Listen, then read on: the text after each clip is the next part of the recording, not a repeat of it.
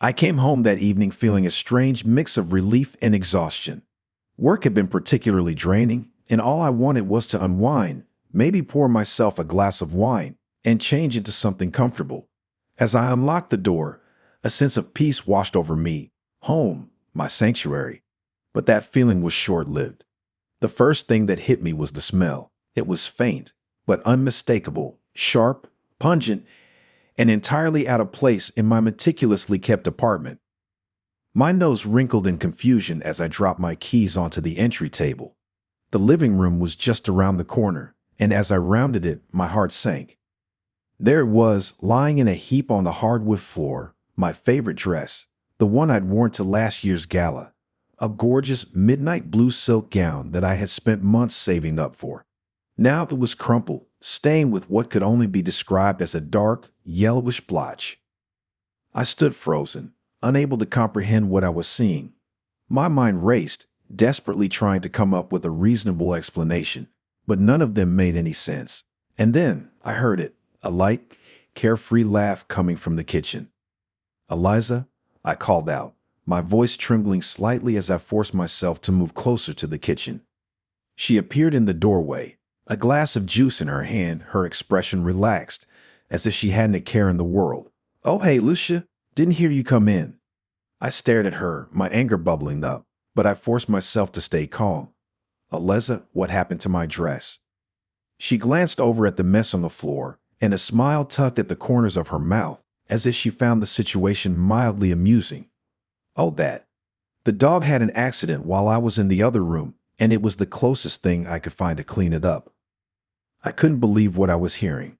My dress, the one I had been so careful with, the one that symbolized so much more than just a piece of clothing, was now a rag for cleaning up dog urine. My throat tightened as I struggled to keep my emotions in check. "Eliza," I began, my voice shaking despite my efforts to remain composed, "you used my dress to clean up dog urine. Do you have any idea how expensive that was?" She shrugged, taking a sip from her glass, utterly unfazed by my distress. "It's just a dress, Lucia. I'm sure you can get another one." I felt the sting of her words like a slap across the face. "Just a dress? This isn't about the money, Eliza. It's about respect. You had no right to use my things without asking." She rolled her eyes, a dismissive gesture that made my blood boil.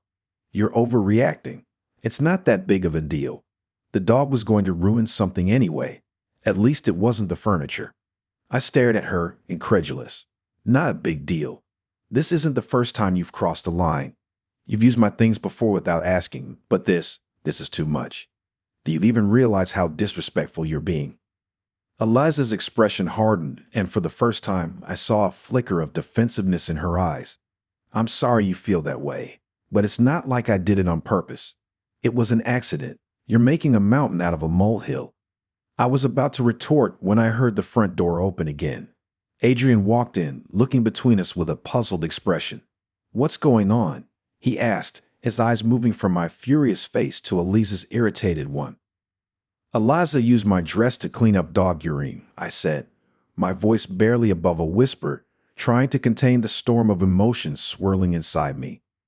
Adrian's eyes widened in shock, and he turned to Eliza. "Is that true?" Eliza sighed, clearly growing impatient with the conversation. "Yes, but I already told her it was an accident.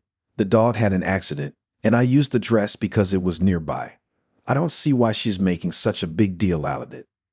Adrian's face paled as he realized the gravity of the situation.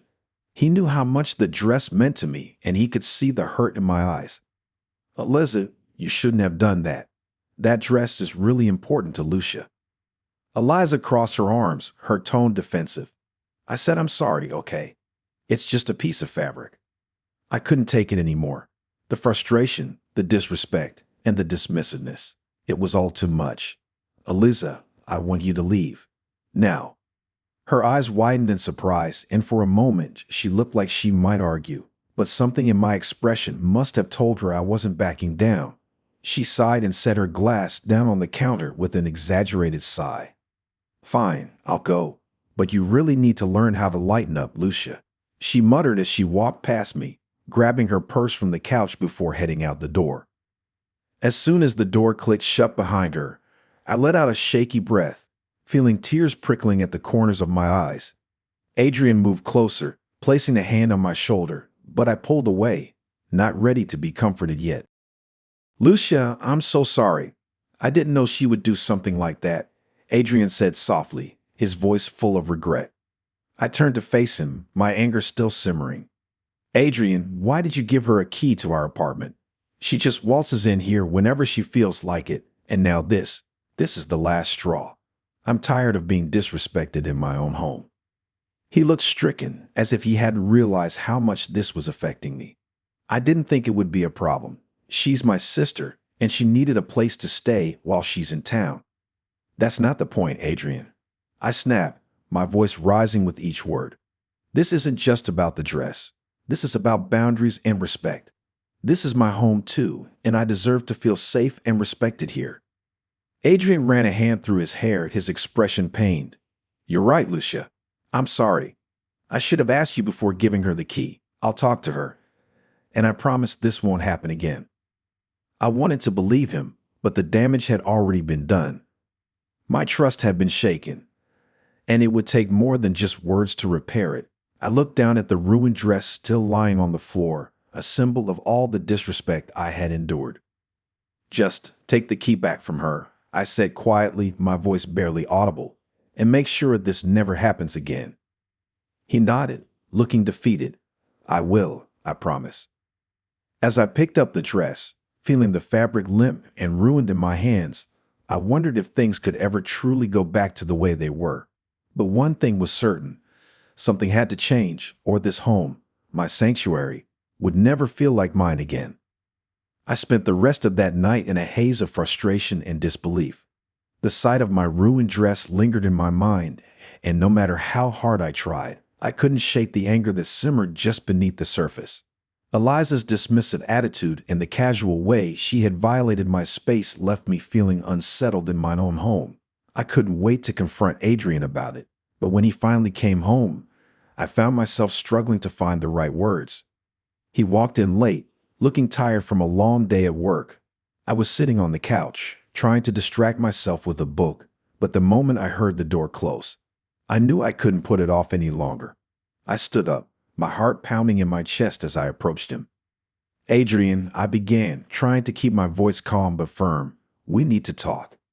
He looked up from taking off his shoes, sensing the seriousness in my tone. "What's wrong, Lucia?" I took a deep breath, gathering my thoughts. "I need to know. Why did you give Eliza a key to our apartment without telling me?"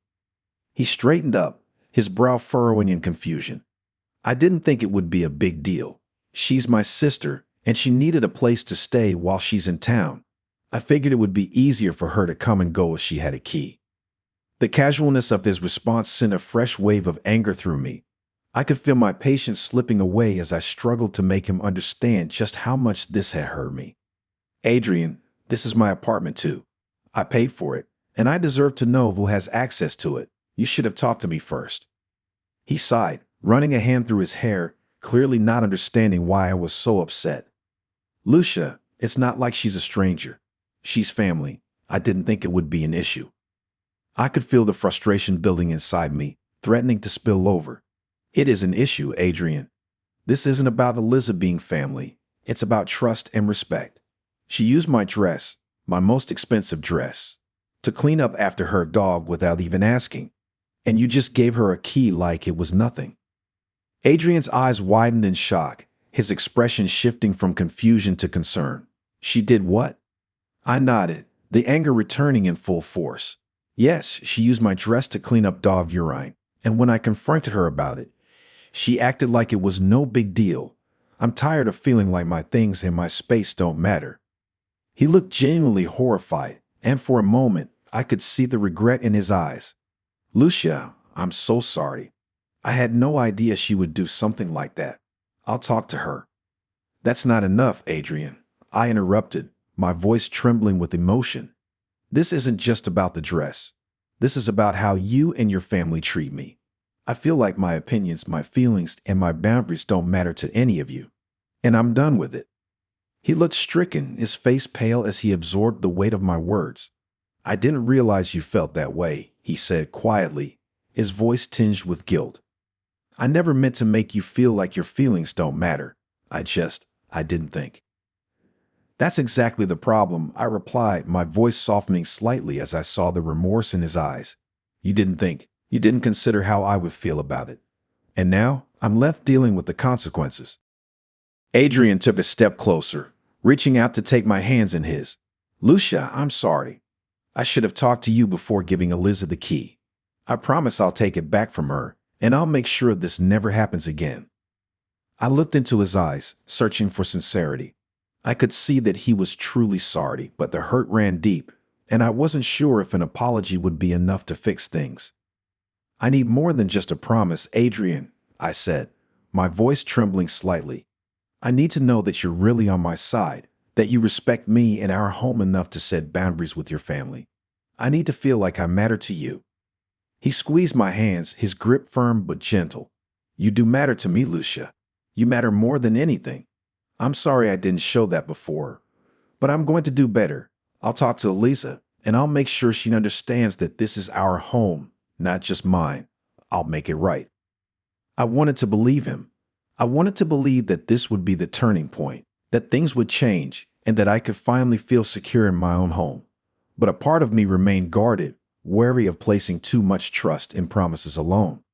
Okay, I said after a long pause, my voice barely above a whisper. But this is the last time, Adrian. I need you to understand that if things don't change, I don't know how much longer I can keep doing this. His face fell at my words, and he nodded slowly, his expression serious. I understand, Lucia. I'll make sure things change, I promise. I nodded, letting go of his hands and taking a step back. I hope so. As I walked away, heading toward the bedroom to finally change out of my work clothes, I felt a heavy weight in my chest. Adrian's apology had been sincere, but I couldn't shake the feeling that something had shifted between us, something that would take time to heal. Trust, once broken, is hard to rebuild, and I knew that the days ahead would be crucial in determining the future of our relationship. But for now, I just needed some space to think, to process everything that had happened, and to figure out what I truly wanted from the man I had married. The days that followed were tense, like a string pulled taut, threatening to snap at any moment. Adrian tried to make amends in small ways, cooking dinner, asking about my day with more attention than usual, and even bringing home a bouquet of my favorite flowers. But no matter how many gestures he made, the sting of betrayal lingered. It wasn't just about Eliza and the dress anymore. It was about everything that had come before, all the little slights and dismissals I had brushed aside in the name of keeping the peace. One evening, as I was sorting through some old photos, I came across an album that hadn't seen the light of day in years. It was from the early days of our marriage, filled with memories of family gatherings, vacations, and holidays spent together. As I flipped through the pages, a familiar unease crept over me. There was the photo of our first Christmas as a married couple, Adrian, Eliza, and their parents, all smiling around the tree in our apartment. I remembered how that day had started with such promise, only to be ruined by a careless comment from Eliza about how cute it was that I had tried to cook Christmas dinner. I had laughed it off at the time, not wanting to make a scene, but the hurt had stayed with me. Then there was the picture of us on vacation in Italy, where Adrian's mother had insisted on joining us for what was supposed to be a romantic getaway. The trip had turned into a family affair, with my plans for intimate dinners and quiet moments replaced by group tours and endless discussions about Adrian's childhood. As I stared at the photos, I realized just how many of these moments had been marred by similar incidents, small, seemingly insignificant things that had built up over time, each one leaving a tiny crack in the foundation of our marriage.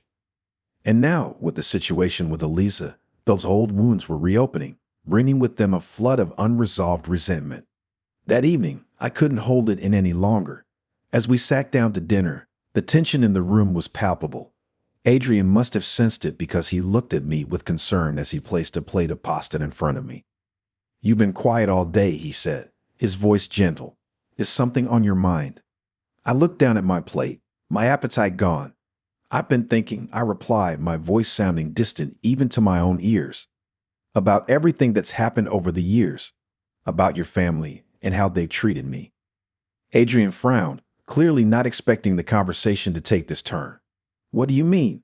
I thought we were doing better after everything with Eliza. I sighed, pushing the food around on my plate with my fork. It's not just about Eliza, Adrian. It's about everything that's happened since we got married. All the times your family has disrespected me, made me feel like an outsider in my own life. And you've always brushed it off like it's nothing. He looked genuinely taken aback, as if the thought had never crossed his mind. Lucia, I never meant to make you feel that way. They don't mean any harm. They're just, well, that's just how they are. I could feel the frustration rising in my chest, the words spilling out before I could stop them. That's just how they are? Adrian, that's not an excuse. I've put up with it for years, trying to be understanding, trying to fit in with your family. But it's never been enough. No matter what I do, I'm always the outsider, the one who doesn't quite belong. He set his fork down, his expression serious. I didn't realize you felt that way, Lucia. I've always thought of you as part of the family. Then why have you never stood up for me? I asked, my voice trembling with the weight of years of pent-up emotion. Why have you always let them walk all over me, use my things, make decisions without even asking me? Do you know how humiliating it is to feel like I have no say in my own life? Adrian looked down at his hands, guilt etched into his features. I didn't see it that way. I thought I was keeping the peace, making things easier for everyone. But I see now that I've been wrong. I should have done more to protect you, to make sure you felt respected. I nodded, feeling a tear slip down my cheek. Yes, you should have. And now I'm left wondering if things will ever change, or if I'm destined to spend the rest of my life feeling like a stranger in my own marriage. He reached across the table, taking my hand in his grip warm and reassuring. Lucia, I'm so sorry. I don't want you to feel that way. I love you, and I want you to feel safe and respected in our home. I'll talk to my family, set boundaries. I'll do whatever it takes to make this right. I looked into his eyes, searching for the sincerity I so desperately needed to see. And I found it there in the way he looked at me, his expression filled with regret and determination. I hope you mean that, Adrian, I said softly, because I don't know how much more of this I can take. He nodded, his voice resolute. I do. I'll make sure things change, Lucia. You have my word. As we sat there, holding hands across the dinner table, I felt a flicker of hope. It was fragile, like a candle in the wind, but it was there. Maybe this time, things would be different. Maybe this time, Adrian would finally stand by my side, not just in words, but in actions. But even as I hoped, the doubt lingered, a reminder of all the times I had been let down before. Only time would tell if this promise would be kept, or if it would become just another broken vow in a long line of disappointments. For now, all I could do was wait and see, and hope that the man I had married was truly ready to change. The tension between Adrian and me seemed to ease slightly in the days that followed our conversation, but there was still an unspoken distance between us. He had apologized, promised to do better, and even taken back the key from Eliza, but I couldn't shake the feeling that something more needed to be done. I wanted him to truly understand what it felt like to be in my shoes, to feel the violation of personal space and the frustration of being overlooked. That's when my father, ever the thoughtful and clever man, came up with an idea. He had heard about the situation from me, and in his usual calm and measured way, he suggested a small experiment to help Adrian see things from my perspective. At first, I wasn't sure if it was the right approach, but the more I thought about it, the more I realized that it might be the only way to make Adrian truly understand. One evening, I invited my parents over for dinner. Adrian was a little surprised, as it was a weekday and we usually reserved family visits for weekends, but he didn't question it. As we all sat down to eat, my father brought up the idea casually, as if it were just another topic of conversation. So, Adrian, my father began, cutting into his steak. Lucia told me about what happened with Eliza. Quite an unfortunate situation. Adrian nodded, his expression serious. Yes, it was. I've apologized to Lucia, and I've taken steps to make sure it doesn't happen again. That's good to hear, my father replied with a nod. But you know, sometimes it's hard to truly understand someone else's perspective unless you've experienced it yourself. Adrian looked at him, a bit puzzled. What do you mean? Well, my father said, leaning back in his chair, I was thinking about how to help you see things from Lucia's point of view. How it feels when someone uses your belongings without permission, or when your boundaries aren't respected. So I had an idea, an experiment, if you will. I watched as Adrian's eyebrows raised in curiosity. An experiment? Yes, my father continued, a hint of mischief in his eyes. Let's say I were to use something of yours, something personal, without asking you first. How would you feel about that? Adrian shrugged, still not fully understanding where this was going. I guess it would depend on what it was. If it's something small, I wouldn't mind. But if it were something important, I might feel differently. Exactly, my father said with a smile. So let's put it to the test. I noticed that you have a nice watch, quite an expensive one, if I'm not mistaken. What if I were to borrow it without telling you? How would that make you feel? Adrian blinked in surprise, glancing down at the watch on his wrist. I suppose I'd be a little upset if I didn't know about it. My father nodded thoughtfully. And what if, hypothetically, I borrowed it and, say, left it out in the rain? Not on purpose, of course, but it got damaged in the process. How would you feel then? Adrian's expression grew more serious as he considered the scenario. I'd be pretty angry, to be honest. That watch was a gift, and it has a lot of sentimental value. And what if I didn't see what the big deal was? My father pressed on. What if I told you it was just a watch and you could always get another one? Adrian frowned, his discomfort evident. That would be really frustrating. It's not just about the watch. It's about the fact that it's mine, and I didn't give you permission to use it. My father leaned forward, his tone gentle but firm. Now imagine that feeling, but instead of a watch, it's something more personal, something that represents your space, your privacy. Imagine it happening over and over again with different things for years. How do you think that would affect you? Adrian's eyes widened slightly as the realization began to dawn on him. He looked over at me, his expression one of dawning comprehension. Lucia, is that how you've been feeling? I nodded, my voice soft but steady. Yes, Adrian, that's exactly how I've been feeling. It's not just about the dress or the key. It's about everything. Every time your family has crossed a line, every time I felt like my space and my things don't matter, it's like being slowly worn down, little by little, until there's nothing left. He was silent for a moment, absorbing my words. I could see the guilt and regret in his eyes as he processed what my father had just made him realize. Finally, he spoke, his voice full of sincerity. Lucia, I'm so sorry. I never fully understood until now. I've been so focused on keeping the peace with my family that I didn't see how it was affecting you. I didn't see how much it was hurting you. I could feel the tears welling up in my eyes, but I blinked them away, determined to keep my composure. I just need you to see me, Adrian, to see what I've been going through and to stand by me, not just in words, but in actions. He reached across the table, taking my hand in his. I do see you, Lucia, and I promise, from now on, I'll do better. I'll make sure my family respects our space, our boundaries. I'll make sure you feel safe and valued in your own home. My father smiled, clearly satisfied with the outcome of his experiment. Well, I think that's a good start. Sometimes it takes a little push to see things from a different perspective. As we finished our dinner, the atmosphere was lighter, more relaxed. Adrian had finally understood what I had been trying to convey for so long, and while there was still work to be done, I felt a sense of hope that things might actually change. My father's experiment had worked, and for the first time in a long while, I felt like we were truly on the same page.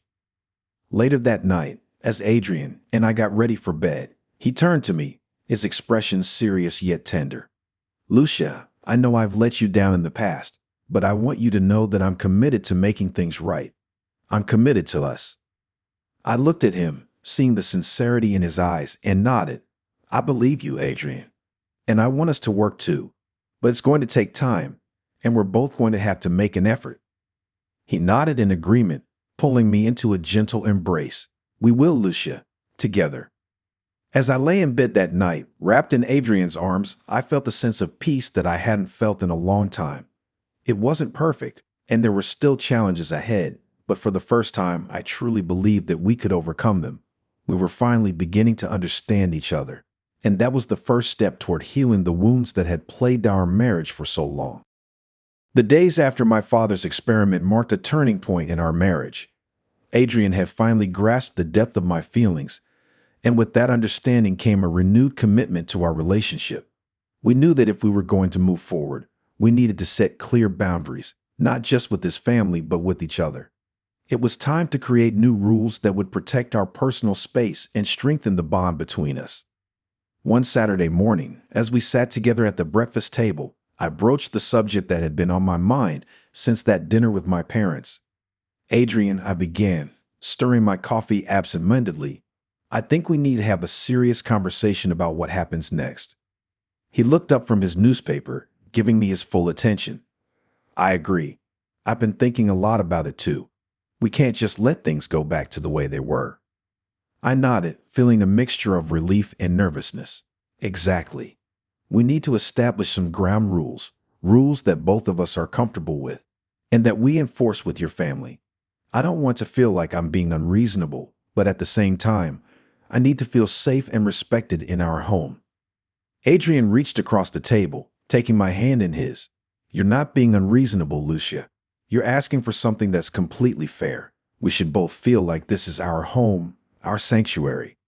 I squeezed his hand, grateful for his support. Thank you. So what do you think those rules should be? He leaned back in his chair, considering my question thoughtfully. First and foremost, I think we should make it clear that no one, family or otherwise, should have access to our home without both of us agreeing to it. No more handing out keys without discussing it first. That's definitely a good start, I agreed. And we should set some boundaries around personal belongings. I don't want to sound petty, but after what happened with the dress, I think it's important that our things remain off limits unless we explicitly offer them. Adrian nodded in agreement. That makes sense. I'll talk to Eliza and the rest of my family about it. They need to understand that our things are private, and they need to respect that. I could see the determination in his eyes, and it gave me hope that these changes would actually stick. But there was one more thing I needed to address, something that had been gnawing at me for a while. And Adrian, I said hesitantly, I think we also need to set boundaries around how much influence your family has over our decisions. I love them, but there have been too many times when I felt like they were making choices for us, or that you were more concerned with keeping them happy than with what's best for us. He frowned, clearly troubled by my words, but after a moment he nodded. You're right. I've always felt a strong sense of responsibility toward my family, but I realize now that it's been at the expense of our relationship. From now on, I'll make sure that we come first. Our decisions should be ours alone. A wave of relief washed over me, and I smiled at him, feeling lighter than I had in weeks. Thank you, Adrian. That means a lot to me. We spent the rest of the morning talking through the details of our new rules, making sure that we were both on the same page. It was a productive conversation, one that left me feeling hopeful about our future. But the real test would come when we had to enforce these rules with Adrian's family. A few days later, the opportunity presented itself when Eliza called to say she was dropping by for a visit. I could feel the anxiety creeping in, but I reminded myself of the promise Adrian had made to stand by me and uphold the boundaries we had set. When Eliza arrived, I greeted her warmly, but with a newfound sense of confidence. She seemed to sense the change in the air because she looked at me with a hint of curiosity. Eliza, it's good to see you, I said, offering her a seat in the living room. But before we get too comfortable, there's something Adrian and I wanted to discuss with you. Eliza raised an eyebrow, glancing over at Adrian, who nodded in agreement. Sure, what's up? Adrian took a deep breath, his voice steady as he spoke. We've decided to set some boundaries when it comes to our home and our personal space. We love having you over, but we need to make sure that our things are respected and that you don't have access to the apartment unless we both agree to it. Eliza's eyes widened in surprise, and I could see a flicker of defensiveness cross her face. I didn't mean any harm with the dress, if that's what this is about. I was just trying to help with the dog, and I didn't think it was a big deal. I know you didn't mean any harm, I said gently, but it was a big deal to me. That dress was important to me, and when you used it without asking, it felt like my feelings didn't matter. We're not trying to push you away, but we need to make sure that our boundaries are respected. Eliza looked between us, clearly trying to process what we were saying. After a moment, she sighed, her shoulders relaxing slightly. I guess I didn't realize how much it bothered you, Lucia. I'm sorry if I overstepped. I smiled, appreciating her willingness to understand. Thank you, Eliza. That means a lot to me. And it's not just about the dress. It's about making sure that all of us feel comfortable and respected. Adrian added, his voice firm but kind, this isn't just about you, Eliza. It's about everyone in the family. We need to make sure that Lucia and I have our own space, and that our relationship comes first. Eliza nodded slowly, a small smile forming on her lips. I get it. I don't want to cause any problems between you two. I'll respect the boundaries you've set. With that conversation, a weight seemed to lift from the room. It wasn't an easy discussion, but it was necessary, and it felt like a step in the right direction. After Eliza left, Adrian and I sat together on the couch, feeling a sense of accomplishment. I'm proud of you, I said, leaning my head on his shoulder. You really stood by me today. He wrapped his arm around me, pulling me close. I'm proud of us. We're finally starting to figure this out, and I'm not going to let anything come between us again. As the weeks went by, the new rules we had set began to take hold. Adrian's family respected our boundaries, and our relationship started to flourish in ways I hadn't thought possible. There were still challenges, of course. No marriages without them, but we faced them together as a team. One evening, as we sat on the balcony watching the sunset, I turned to Adrian and smiled. You know, I think we're going to be okay. Better than okay, actually. He smiled back at me, his eyes filled with warmth and love. I think so too. We've been through a lot, but I feel like we're stronger now, like we can handle anything that comes our way. I nodded, feeling a sense of peace that had eluded me for so long. New rules, new beginnings. New beginnings, he echoed, leaning in to kiss me softly. As the sun dipped below the horizon, casting a warm glow over the city, I knew that this was just the start of a new chapter in our lives, one where we would build a future together, rooted in love, respect, and understanding.